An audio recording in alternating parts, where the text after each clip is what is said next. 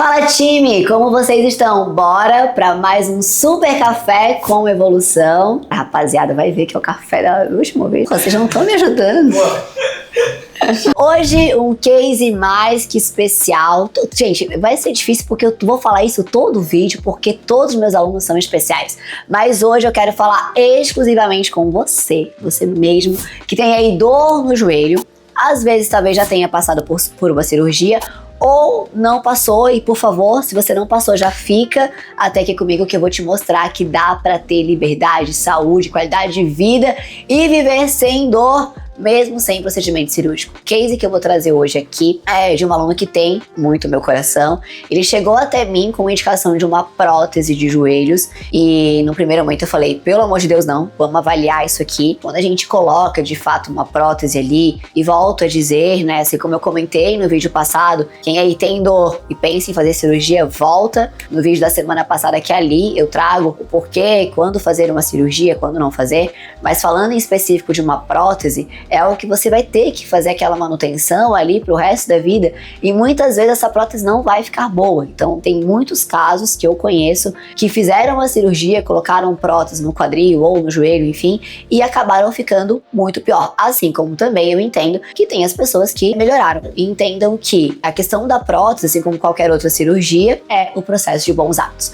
Mas vamos nos ater ao caso desse aluno. A gente fez a primeira consulta aqui no consultório e foi muito engraçado porque uma amiga minha tava aqui, ela viu ele chegar, né, e ela assim, nossa, como é que você vai dar jeito? Não dá, ele caminha muito mal. Então eu vou deixar um vídeo aqui de como era a marcha dele no início do nosso tratamento, né, como ele caminhava e a evolução que tivemos ao longo desses 6 meses, se eu não me engano, foi o período da evolução final. Então, o que a gente fez no primeiro momento? Esse aluno, ele não tomava água o suficiente, tinha uma rotina completamente desregulada, mal comia, quando comia fazia aquele pratão e ficava horas sem comer, tinha ali uma parte fisiológica meio desalinhada também em relação às vitaminas. O que a gente fez foi primeiro arrumar a casa. Ele começou treinando em casa, um elástico e uns alongamentos já foram o suficiente para ele ter melhora da dor, porque a gente começou a sinalizar parte interna do corpo em relação aos hormônios de bem-estar e tudo mais, e obviamente também movimentando a questão da estrutura com os pontos de principal atenção. Então a gente fez esse primeiro treino em casa que durou ali uns 45 dias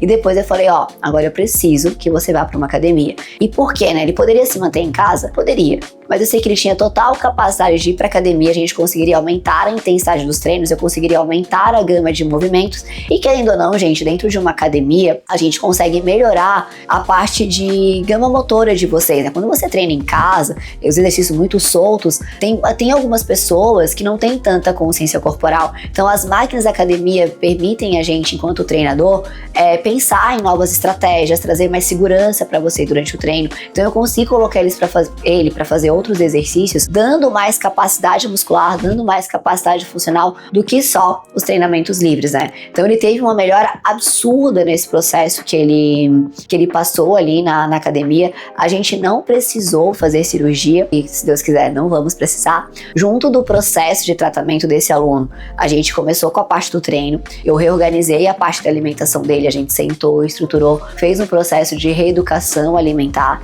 ajustamos a parte das vitaminas, ajustamos o medicamento. Esse aluno, ele tomava muito remédio para dor, gente, muito remédio para dor. Então eu falei que a nossa principal meta era preciso diminuir esses remédios e graças a Deus aí conseguimos diminuir. Então aquela parte de anti-inflamatório e corticoide e às vezes ia lá no postinho para fazer infiltração e tudo mais. Então foi todo um processo para melhorar esse quadro. Junto do tratamento dele, eu tive a parceria da doutora Júlia, que tem até um podcast nosso aqui no canal falando sobre esses casos de dor. Então tem muitos casos que a gente trabalha em conjunto. Esse paciente foi até o consultório dela também, passou por um processo de retirada de líquido de joelho. Até foi engraçado que no dia ela assim, nossa, tá, eu tirei muita água do joelho de fulano. Eu assim, querida, mas tamo aí. Fez lá a drenagem, né, desse líquido. A gente trabalhou também com a infiltração de ácido hialurônico, se eu não me engano, para trazer mais qualidade. E aqui eu já quero abrir um parênteses. Cuidem com as injeções feitas de forma aleatória. Qual a função do ácido hialurônico para esse paciente? fazer com que ele consiga se movimentar mais. O ácido hialurônico ali, ele não é uma muleta que vai resolver o seu problema.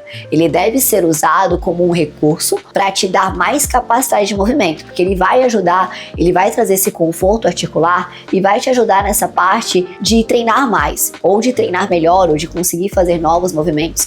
Então sim, ele traz aquele efeito, muitas vezes de alívio da dor, às vezes as infiltrações, elas podem ter outros componentes, mas a função principal é o quê? Apagar aquele incêndio, trazer mais conforto articular para que aquele aluno consiga treinar melhor, consiga desempenhar melhor as suas funções do dia a dia. Porque automaticamente, quando eu melhoro a estrutura e eu consigo treinar mais, eu consigo reorganizar toda a cadeia do corpo, que é o que vocês vão ver daqui a pouco na evolução desse aluno. E por sinal, antes que eu esqueça, se você tá curtindo esse conteúdo, não deixa de compartilhar com seus amigos, se inscreve no canal. A gente tá fazendo aí essa dinâmica de trazer o conteúdo para vocês entenderem melhor os cenários e um case para provar que aquele conteúdo realmente faz sentido, porque a gente vai livrar o mundo da dor através do movimento e dos bons hábitos. E voltando ao case desse paciente, seguimos ali na dinâmica de treino, focando bastante no fortalecimento do quadríceps, do posterior, do glúteo, soltando as estruturas. A gente fez um trabalho também muito interessante em relação à pisada. Esse aluno tem o pé bem desabado, isso de certa forma até meio arrastada essa marcha. No caso dele, a gente também trocou o tênis que ele usava um tênis muito surradinho, muito velho. Eu falei, preciso de um tênis assim, assim, assim, com estrutura de uma sola mais reta, para melhorar a sua dinâmica de pisada, porque o corpo funciona como uma cadeia. A depender do nível que o aluno esteja, eu nunca consigo dizer se foi o pé que entortou ou desalinhou o quadril, ou o quadril que reverberou no pé. Então a gente trata o corpo como um todo. E esses detalhes no processo de reabilitação, no processo de correção postural e no processo de melhora da dor fazem toda a diferença. Se o aluno seguiu treinando, seguiu fortalecendo, seguiu mudando os hábitos, ele agora parou um pouco de treinar nessa época de final de ano por conta de correria de trabalho, mas mesmo desregulando um pouquinho os hábitos, as dores não voltaram nem de perto a ser como antes. Teve ali um leve desconforto, pelo que ele me relatou, mas muito leve. Já estamos aqui organizando o retorno dele aos treinos, e a principal mensagem desse case para vocês é: o sedentarismo, ele dói muito mais que a atividade física. Não tenham medo de se movimentar, principalmente se movimentar da forma correta. Cirurgia deve ser o último recurso, prótese então mais ainda. Busquem outras alternativas. Me coloco super à disposição de vocês para conhecer aí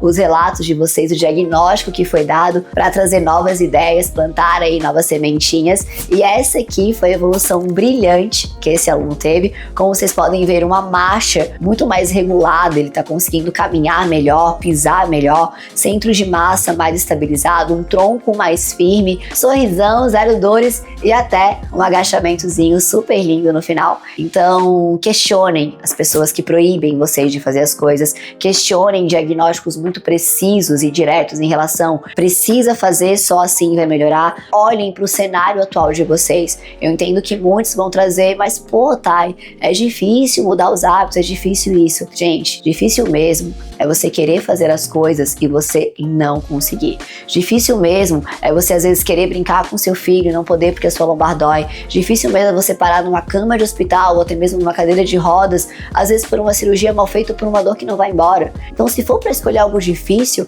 escolham um difícil, que na verdade nem é difícil, eu diria o termo desafiador.